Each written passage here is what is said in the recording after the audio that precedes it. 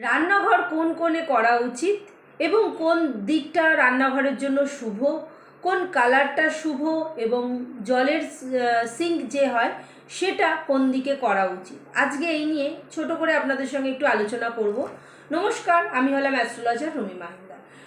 সবথেকে শুভ দিক হচ্ছে দক্ষিণ পূর্ব দিক, মানে হচ্ছে সাউথ অ্যান্ড ইস্ট, মানে এটা হচ্ছে অগ্নিকোণ। কারণ এই দিকের দেবতা হচ্ছে অগ্নিদেব। রান্নাঘর মানেই হচ্ছে আগুন, কাজ, তাই এই দিকটি সব থেকে শুভ রান্নাঘরের জন্য। আরেকটা হচ্ছে উত্তর পশ্চিম দিক, মানে নর্থ অ্যান্ড ওয়েস্ট। এই দিকটা যদি এড়িয়ে চলেন তাহলে খুব ভালো হয়, কারণ এই দিকটা কিন্তু অগ্নিকোণ নয়, কিন্তু এই দিকটা রান্নাঘর করলে ঘরে কিন্তু অশুভ সংকেত আসে এবং ঘরেতে রোগ অশান্তি এগুলো কিন্তু লেগেই থাকবে। এবার আসছি দক্ষিণ পশ্চিম দিক। এই দিকটা রান্নাঘরের জন্য খুবই খারাপ, এই দিকটাও কিন্তু এড়িয়ে চলা উচিত, কারণ অর্থকষ্ট, ঝগড়া, অশান্তি এবং কর্জা, ঋণ এগুলো কিন্তু আপনার জীবনে আসতে পারে। তাই ঘরের এই দিকগুলো একদমই রান্নাঘর করবেন না।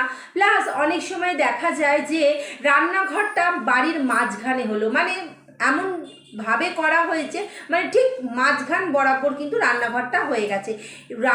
মাঝখান হচ্ছে আমাদের বাড়ির একদম মধ্যভাগ হচ্ছে ব্রহ্মস্থান, তাই এই দিকটা তো একদমই করা উচিত নয়। তাহলে কি হবে, আপনাদের ঘরে যত কিছু শুভ লক্ষণ আছে সব চলে যাবে, আর অশুভ জিনিস কিন্তু ঘরে ঢুকতে কিন্তু সাহায্য পাবে। সেই জন্য বলবো এই দিকগুলো কিন্তু কোনো দিন রান্নাঘর করবেন না। চুলা মানে গ্যাস ওভেন কোন দিকে রাখবেন?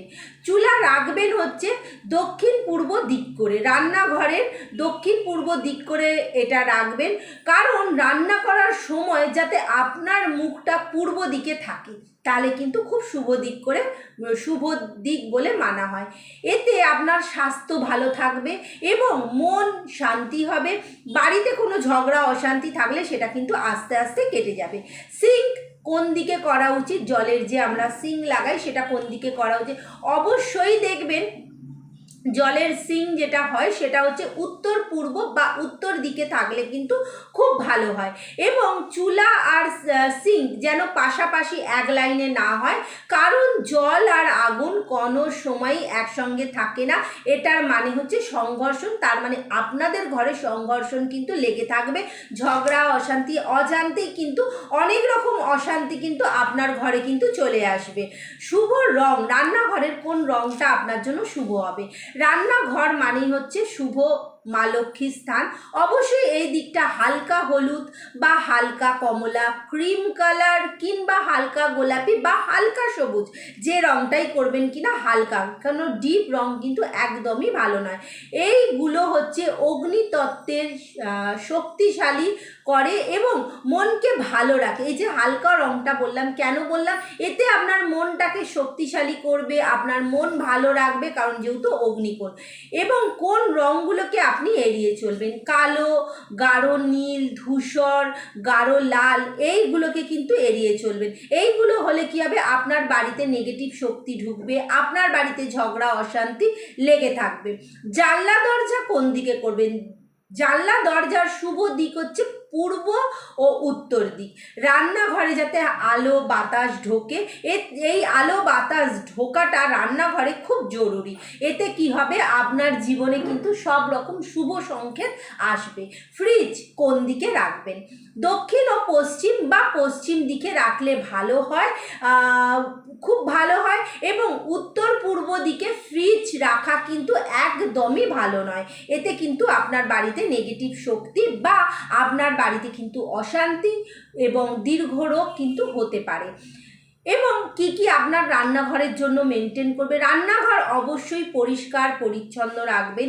ভাঙা যদি কোনো বাসনপত্র থাকে সেগুলোকে ফেলে দেবেন, কারণ ভাঙা বাসনপত্র কিন্তু মা লক্ষ্মী নয়, মা লক্ষ্মী কিন্তু সেখান থেকে বেরিয়ে যায়। এবং লবণ এবং মশলার পাত্র অবশ্যই দক্ষিণ বা পশ্চিম দিকে রাখলে কিন্তু ভালো হয়। প্রতিদিন রান্নার আগে চুলার জ্বালানোর সময় মনে মনে অগ্নিদেবকে স্মরণ করবেন। এতে আপনার ঘরে কিন্তু পজিটিভিটি বজায় থাকবে। অবশ্যই রান্নাঘর মানে হচ্ছে আমাদের মা লক্ষ্মীর স্থান। অবশ্যই সেই ঘরটাকে খুব সুন্দর করে নিজের মতন করে গুছিয়ে রাখবেন এবং পরিষ্কার পরিচ্ছন্ন রাখবেন, যাতে মা লক্ষ্মী চির বজায় থাকে আপনার রান্নাঘরে। অবশ্যই ভালো লাগলে বলবেন।